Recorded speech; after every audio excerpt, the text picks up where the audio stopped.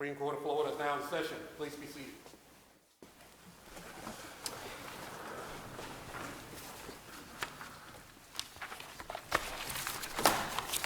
We now turn to the final case on today's docket, Love versus the State of Florida.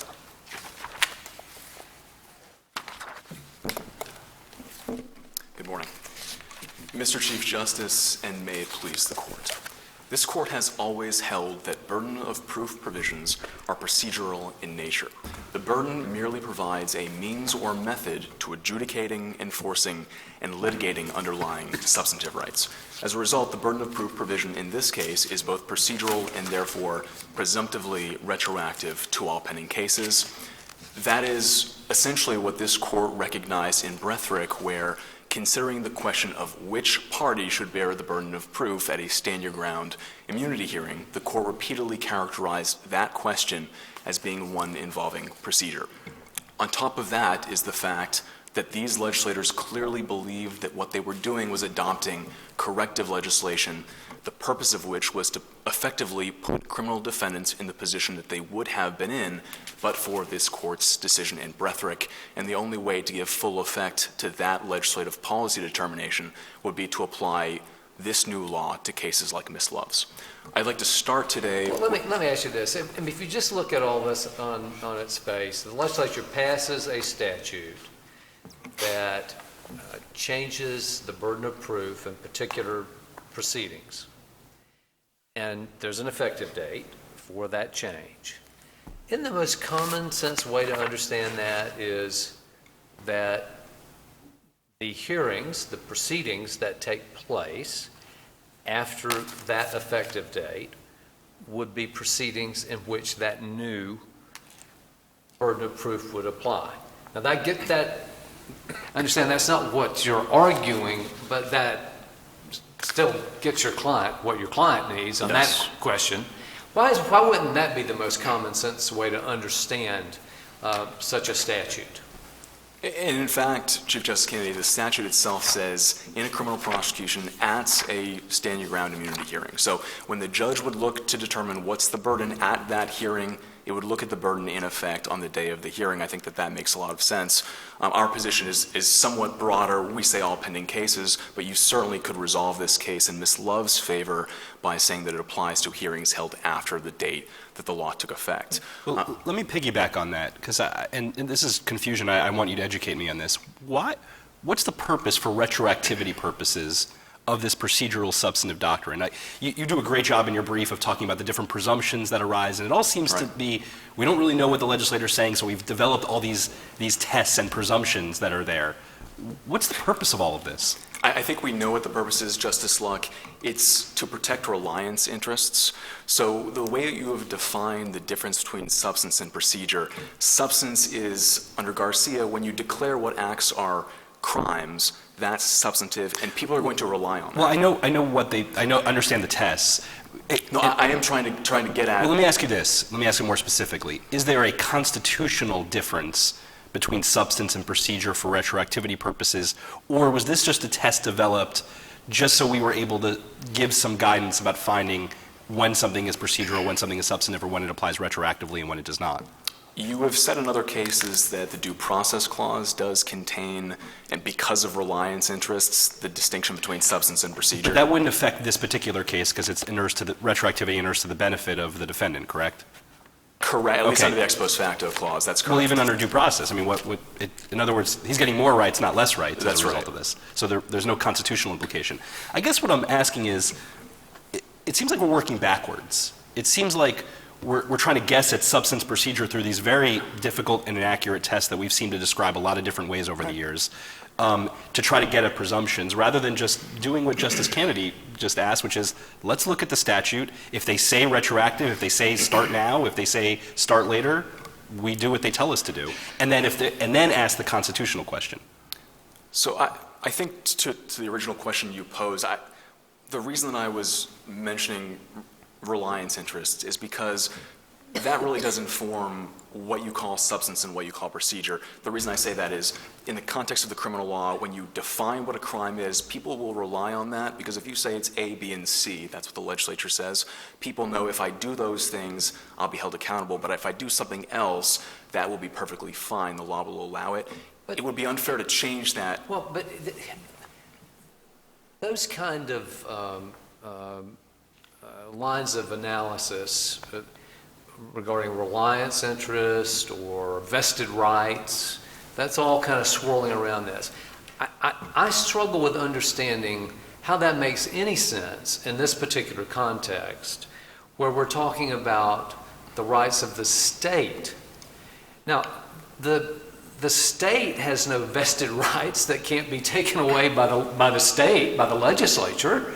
Now, we've got this constitutional provision, which is a separate matter, Article 10, Section 9. We'll look at that separately. But in terms of vested rights or retroactivity, I'm just struggling to understand how that makes sense in a context like this, where the legislature can decide, well, the state, we're going to forego this that we could have had, or whatever. I just don't. It just seems like to me to be bring in conceptual confusion, and particularly in a case like this. What do you say to that?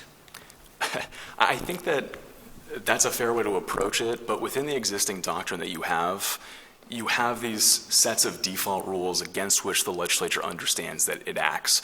So when it adopts a matter of substance, that's going to be future-looking. If it's merely procedural, and all of your decisions and all of the district courts that have looked at it, this court presumes that that will be procedural. So even setting apart the fact that the government can abrogate its own rights at will and that can apply retroactively, one way or the other under existing doctrine, if this is procedural as we believe that it is, then it is going to presumptively apply to many cases. Doesn't it seem we're getting it backwards? We seem to be asking the constitutional question. So let's say, whether you call it reliance interests or vested rights, as the Chief Justice has called it, those are constitutional questions. And then we're answering, well, what's the statute say?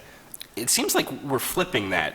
To me, shouldn't we ask, what does the statute say? And only if the statute implicates something looking back or changing someone's reliance or vested interest, then we ask the constitutional question. And I think, as I noted here, it seems odd to ask a constitutional question when it only inures to the benefit of the defendant, which I think is what the Chief Justice is saying too. That makes sense to me. We have been operating within sort of the confines of your existing doctrine on legislative intent. I don't blame the brief. I'm merely asking these questions because maybe we're looking at it wrong. Maybe we've been analyzing these things in a way that doesn't really make sense and has us decide very thorny constitutional issues before asking the question of, what does the statute actually say? What's the original public meaning of Article 10, Section 9? I think that to derive the original public meaning, you could look at the way that Article 3, Section 32 was interpreted by courts. That was the predecessor to Article 10, Section 9, and it had always been understood by this court to encapsulate a distinction between substance and procedure. So when Article 10, Section 9 comes along, the public, understanding that that has always been how the predecessor was interpreted, that the new savings clause would also have the distinction between substance and procedure. The purpose of the savings clause is to prevent the legislature from destroying crimes that previously existed. So what's the textual basis for that distinction, though, in terms of the actual language here? Well, the way that it's been understood is that the shall not affect prosecution means if you were to destroy a crime that had been committed, if you were to take that off the books, you can't do that retroactively. That would affect prosecution. But in many cases, you have said that anything less than that, dealing with modes of procedure, like the Glendenning case, what evidence can come in within the confines of a prosecution, that's merely procedural. So I don't know if that gets to your question, but what I can tell you is that the case law looking at the savings clause, which for reasons we listed in the reply brief we think is no longer applicable to this case at all, but your cases have always drawn the distinction that we've pointed you to here.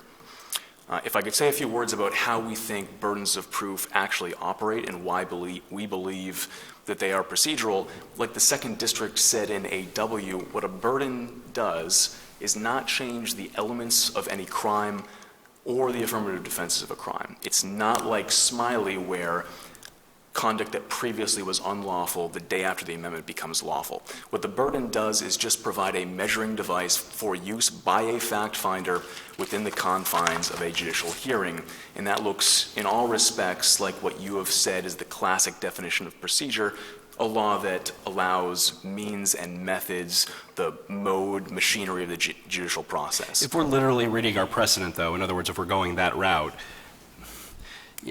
how is the state wrong to say, and how is the third DCA wrong to say, that Smiley said new legal burdens are part of what is substantive, and here it's a new legal burden, since the burden is now on the state when it wasn't before?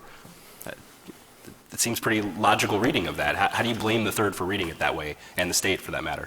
We think that what the third district did looking at Smiley was to take those words, new legal burdens, out of context.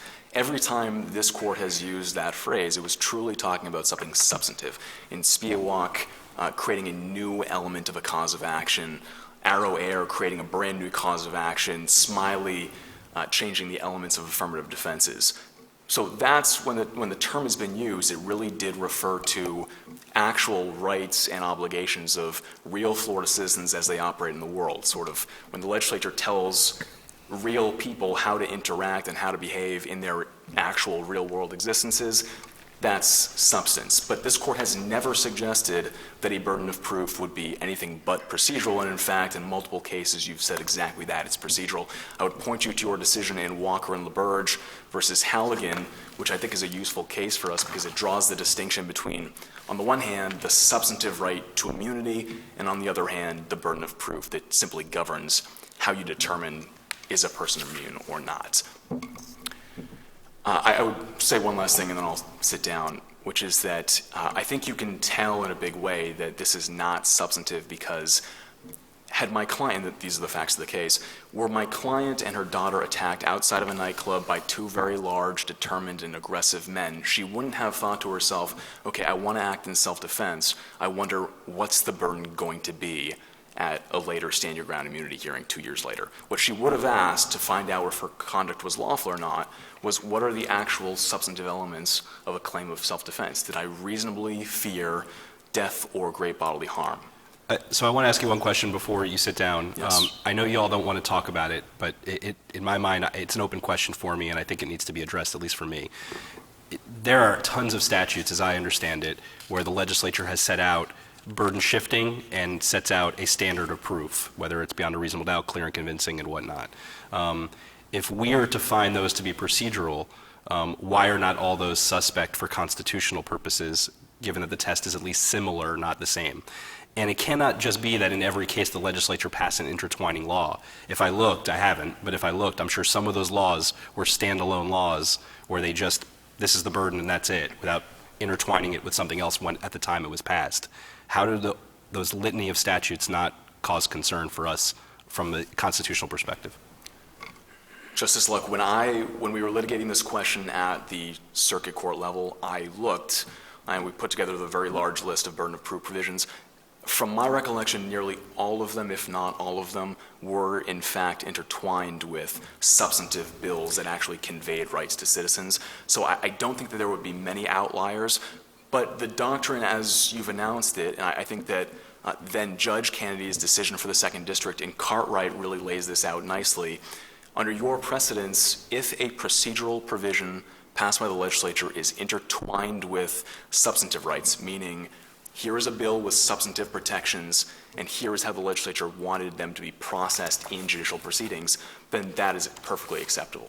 But you would agree that if there is a standalone bill, not, in other words, not like what happened in Smiley or in Cartwright, but I think if there were a standalone burden of proof provision, that would very likely be problematic because, as we've said, that would be procedural. Okay. So do you agree with the, I mean, the state seems, they say in their brief that basically we have to deem it procedural to address the Article 10, Section 9 and deal and consider it sort of quasi-substantive to avoid, this problem. And even they cite a case where it says that something can be procedural for one purpose and not for another. Right. But so I mean, do you agree with them though that we would have to sort of thread that by by saying that it's substantive for one and procedural for the other? No, Your Honor, and the reason for that is because the tests truly are distinct. When you're talking about legislative intent under retroactivity, it is substance versus procedure, but it's not nearly that simple when you're talking about the separation of powers question. There, it's not enough that a law be procedural to violate the separation of powers. It must also be a standalone procedural right that was conveyed. The formulation that you've used is that the legislature has the authority to adopt procedural provisions if they are intimately related to or intertwined with substantive rights in the bill. And just looking at the face of the statute we're talking about here, 776-032, you'll notice that subsection 1 is what Dennis said was the substantive right to immunity, and then subsection 4 is just a part of that, and it's wrapped up with that substantive protection. That doesn't make it substantive itself. It's still clearly procedural when you look at it alone, but it's intertwined with and therefore is within the purview of the legislature. And if we look at it the way Justice Kennedy is suggesting, which I think is kind of echoing the Scalia concurrence in Landgraf, it basically takes the substance and procedure and even the retroactive label off the table and just says, what is the legislature actually legislating on? Here, they're not talking about the underlying conduct. They're talking about these hearings. The hearing hasn't happened yet, therefore, we just apply it. And Right. we don't need to even get into the whole retroactivity thing because nothing's being applied retroactively if you look at it in terms of what it's actually governing. And so is it true then that the only reason why we need to get into all these labels and distinctions is to deal with the constitutional issues? The way Or that to understand how we should look at it constitutionally? I think it would be a very fair way to look at it. The reason that we've talked about it that way in the brief is because your cases say that even under the legislative intent question, you do draw the divide. Those are not always helpful labels, but I agree that whenever you're talking about something procedural, and whether you want to call it procedural or not, the judge at that hearing after the effective date is just applying. He's not reaching back and changing conduct. That was Retroactive, it's a misnomer in that sense. I think that's right. The only reason we use the phrase retroactivity is because it's a useful shorthand, but you're quite right that nothing retroactive here is happening because the legality of my client's conduct is not changing one way or the other.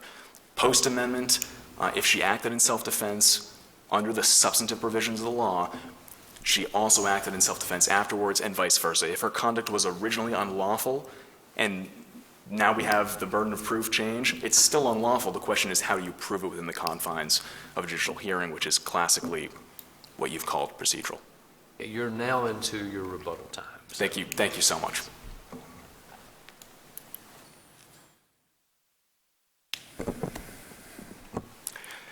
Good morning, Mr. Chief Justice, and may it please the Court, Solicitor General Amit Agrawal appearing on behalf of the state of Florida. And I'm pleased to be joined at counsel's table by Deputy Solicitor General Christopher Baum. Unless the Court would prefer otherwise, I'd like to start out by addressing Justice Muniz's question to opposing counsel about the relationship between the constitutional inquiry on the one hand and the statutory retroactivity analysis on the other hand.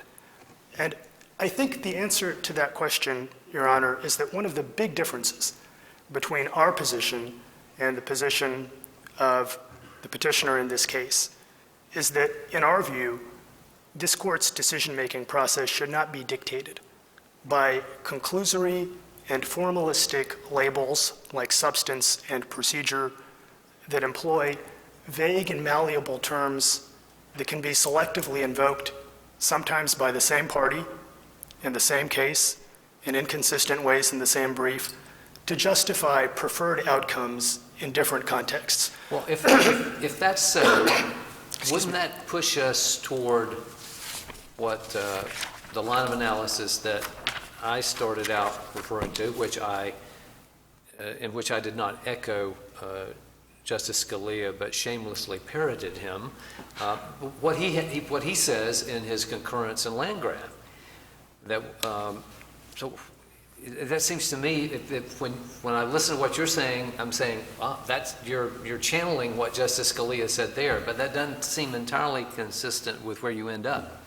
Well, our position is that with respect to both inquiries, the constitutional separation of powers analysis and the statutory retroactivity analysis, what ought to control is not the label, but a close look at what this law does in the real world, what practical impact it has, and under this court's established jurisprudence, even if a law can be deemed procedural in some respects, substantive in another respect, that doesn't dictate the outcome of either the constitutional analysis or the statutory analysis. What you do is you look at, as a practical matter, whether this is the kind of law that implicates the concerns that animate this court's retroactivity jurisprudence, as well as the Supreme Court of the United States' retroactivity jurisprudence. And maybe the best way I can... But again, when the state comes in and talks about, retroactivity, I'm confused. Because the legislature can impose things on the state. I mean, that the legislature is the state in an important way.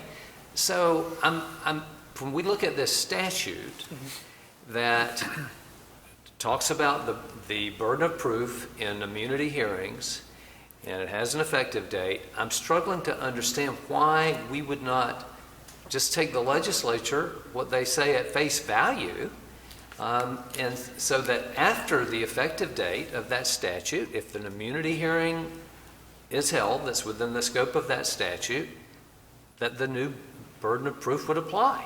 It just seems like to me, if they wanted it not to apply, to cases that involved conduct that had occurred before the effective date, they could have said that. If they wanted it to apply even in cases where the hearing had already been held but weren't final, as the second district said, they could have said that. But they didn't say that. They said effective, and this is the burden of proof. I don't understand. So I'm just struggling with why that simple way of looking at it is not appropriate in this context. I think the reason why it's not entirely appropriate, Your Honor, is because the question at the end of the day is not whether the court uses the word retroactivity. Our argument at the end of the day is not that the statute shouldn't be applied retroactively. Our argument is that the statute should not be applied to pre-enact claims of immunity that are predicated on pre-enactment conduct. But the legislature is not talking about pre-enactment conduct. I mean, it's a different thing, perhaps, if the legislature was talking about the conduct. But why is the relevant inquiry, as Justice Scalia says, not that the relevant activity that the rule announced by the legislature actually regulates? I think there's a legal doctrinal answer to Your Honor's question, and there's maybe a more policy-based answer to the question. The legal doctrinal answer, as we understand it, is that this court's prior cases have concluded that if a law substantially affects substantive rights and imposes new legal burdens, then you have to proceed on the assumption that the legislature did not intend the law to apply to claims predicated on pre-enactment conduct unless the legislature clearly evinced an intent to the contrary. Doesn't that whole line of doctrine arise in a context where we're concerned about vested rights of private parties? I'm having a conceptual problem in understanding how we pull that over into this context where we're talking about the state and what the legislature has said, a burden that the state has to meet. Yeah, I don't think it's just about the vested rights of private parties. In this very case, for example. But how exactly, I mean, what substantive right really changed here? Because the person who is being criminally prosecuted is a private citizen, not the state, obviously. That's right. And the substantive right in Section 1 remains the same, which is that you are the ability to be prosecuted. You're immune from criminal prosecution if you did certain conduct. If you acted in a way where you thought that you were being threatened or you reasonably should have known So there's certain standards that have to be met. So the only thing that changed was Section 4, which was the burden of proof and the quantum of proof. And that all then changed for purposes of the states. But how exactly is that imposing a new legal burden on a private citizen? So I guess the way I would put it, Your Honor, is that the law changes the who, the what, and the how with respect to establishing a claim of complete immunity from criminal prosecution. And so the substantive right that is affected by this amendment is what this court in Dennis versus State identified as a substantive right to immunity, not from criminal liability, but from criminal prosecution. And if I may, perhaps I could just walk through the who, the what. Let me ask a question first. I haven't gone back and researched how we got here, but my guess is that it's the sort of unique savings clause that we had until very recently in the Florida Constitution that said that amendment of a criminal statute cannot affect prosecution for crimes that occurred prior to the effective date of the statute or something similar to that.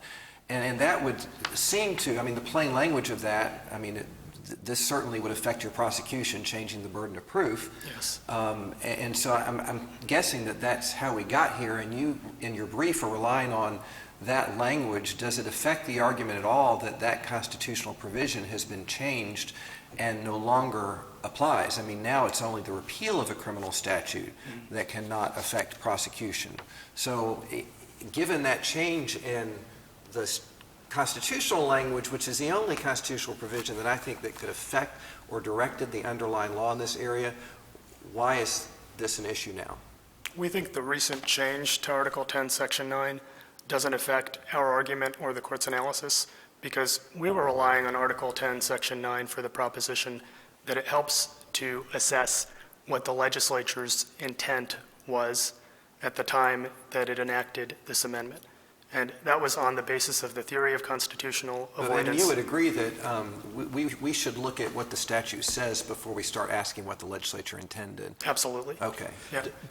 Doesn't and this goes to the answer you were given to Chief Justice Kennedy and also Justice Lawson, aren't we really flipping, it seems like in the briefs at least, we're flipping the analysis. We're asking, is this substantive or procedural? Because there are presumptions that go along with that, and only the clear legislative language can seem to overcome some of those presumptions. I think that's directly from your brief. And but in answering Justice Lawson's question, I think I heard you say, and I think that's probably correct, no, we need to look at the language of the statute first before we engage in this constitutional analysis of procedure and substance. Is that right? Do we look at the language first and then decide procedure or substance, or do we decide procedure or substance first and then language, and why? So we take this court's case law as we find it, and the court's case law is enunciated in cases like Arrow versus Walsh, Smiley versus State, and other cases that have been cited in our brief. You don't always do that. Frequently you say it's wrong. And we should look at the language of the Constitution Those are or rare. the statute. Well, if there were any kind of tension, Your Honor, between a decision and a constitutional requirement, we would bring that to the attention of the court. I don't know that that's the case here. And our argument with respect to statutory retroactivity does not turn on any kind of constitutional analysis at the end of the day. I agree, but the statute, though, does seem, and this goes also back to something Chief Justice Kennedy asked you, the statute does seem to indicate that, and I'll read it, once a prima facie case of self-defense immunity has been raised, and in this case it was raised, at the pretrial immunity hearing, which had not yet taken place yet, then the burden will be on the state by clear and convincing evidence, and that it shall take effect immediately. Why is that not exactly on point to indicate that where a prima facie case has been raised and there has not yet been the pretrial hearing, that it shall take effect for that pretrial hearing? Mm-hmm. And that's absolutely one way to read the statute. Is there another reasonable way to read it? It is, because we, under this court's jurisprudence,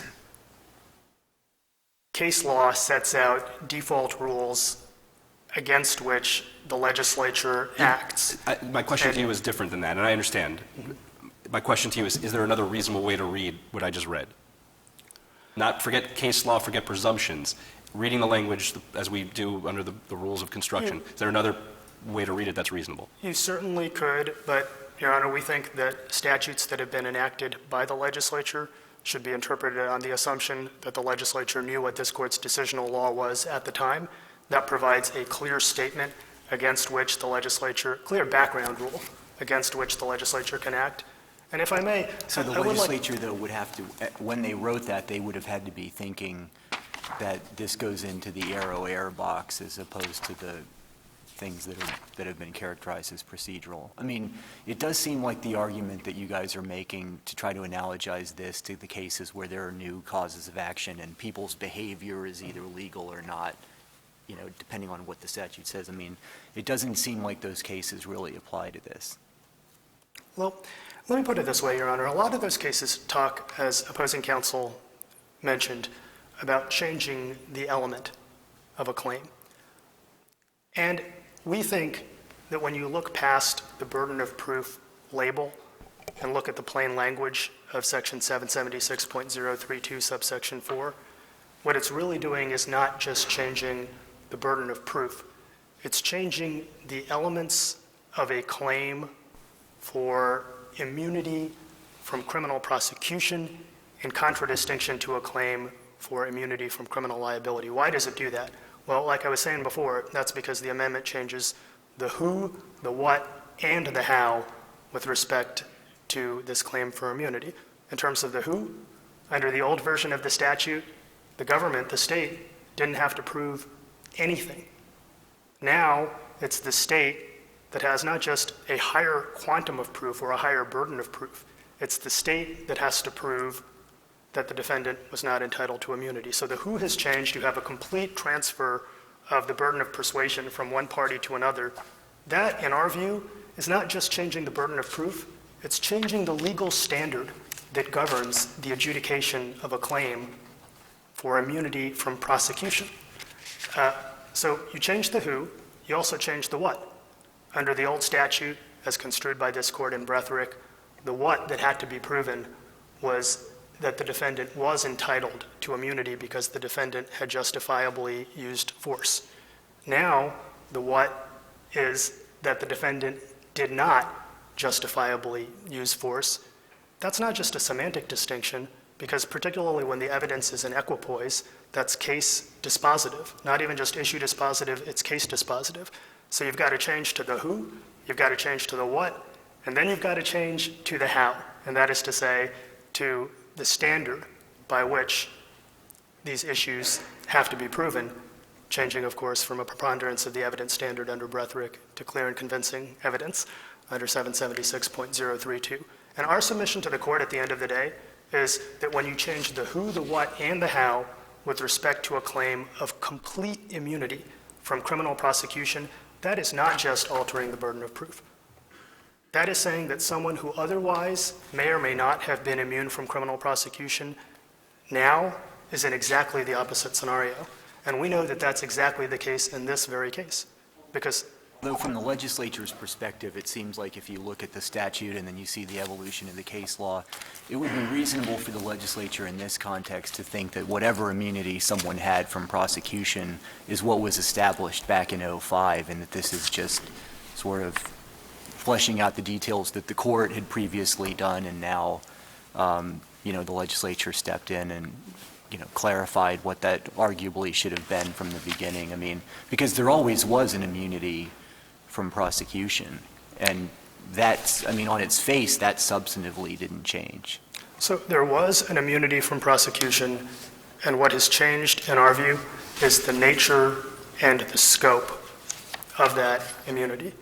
In this case... But isn't really subsection 1 didn't change, and that's really what the substantive right is for the individual, what they have to show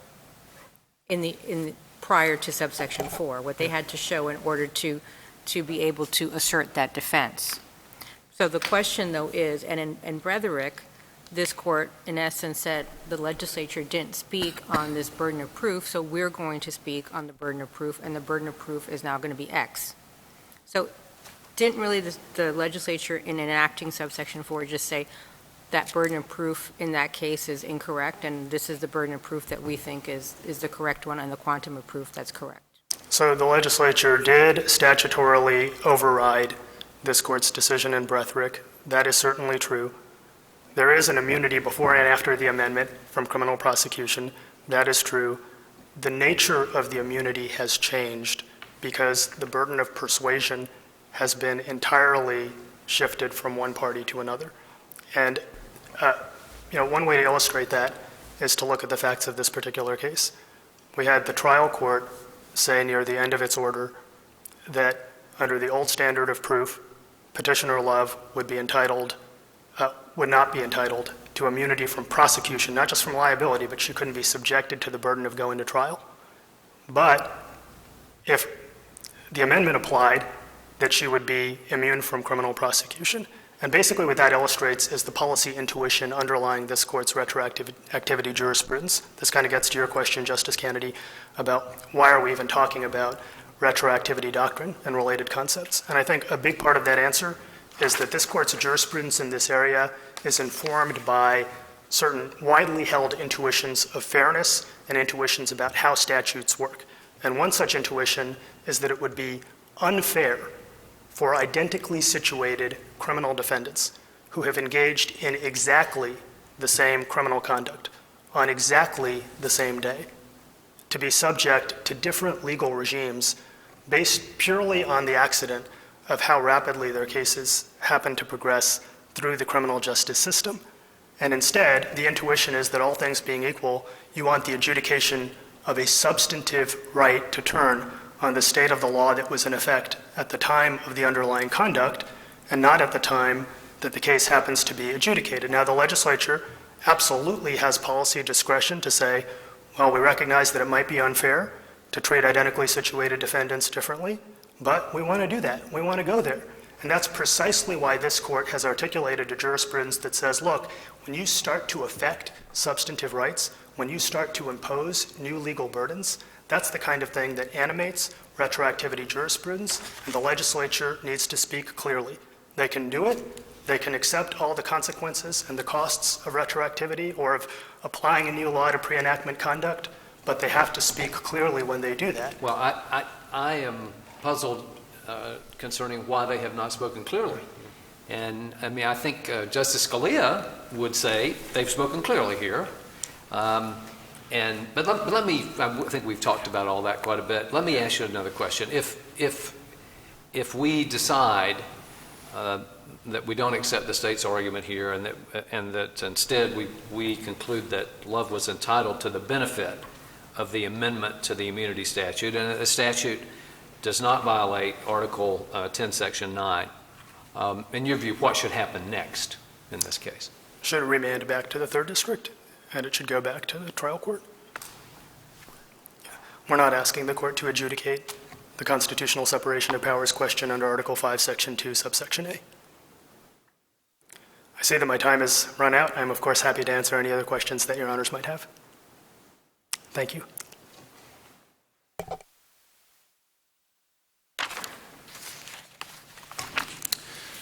Setting aside these formalistic labels of substance and procedure, what this statute actually says is that after its effective date, a judge at a stand-your-ground immunity hearing, quote, a pretrial immunity hearing, must apply the new burden of proof. This circuit court looked at both the old standard and the new one, and under the standard we believe was the correct one, concluded that my client was entitled to be immune from prosecution. We think that the appropriate remedy as a result would be to quash the decision below and instruct that my client be discharged on remand, since we already have that factual finding. If the court has no further questions. Actually, it seemed like the order was kind of contradictory on that point, because the judge seemed to be saying that it wasn't reasonable, based on his kind of detailed recitation of what was going on here, to think that there was an actual threat to Love. But then he says that he can't say without hesitancy that she wasn't responding to a reasonable belief that her daughter was about to suffer great bodily harm. So it seemed like it was kind of internally inconsistent. Justice Muniz, I think in hindsight, had I litigated this case differently in the 3rd District, we probably would have raised an argument that my client was entitled to immunity under any burden of proof, given the facts. However, what I would say to this court is that you take the facts as found by the fact finder in this case, and what Judge Fine, the circuit judge, was saying was that I have hesitancy about whether or not this was a crime, and as a result, applying the new standard would have granted immunity. But it seemed like he was kind of addressing the same, quote, same factual / mixed question of fact and law, the same question, and he gave two different answers to the same question. It may be true that there is some tension within the circuit judge's order, and I think that if you were to read the state's pleadings in front of the 3rd District, they actually did argue that as a matter of law, one way or the other, this was not self-defense. I think that the reason the burden of proof was dispositive for this particular fact finder was because he was limited to looking at 2 sets of videos and could not say with certainty, this is how the situation played out, this is what Ms. Love would have been aware of, would have seen, and because of that hesitation, found that under the new standard, Ms. Love would have been entitled to immunity. But again, that is largely a question for the fact finder, and because the fact finder has already resolved that question in our favor, we think that that is dispositive and that my client would be immediately entitled to discharge. Thank you. All right. We thank you both for your arguments. That concludes today's session of court. All right.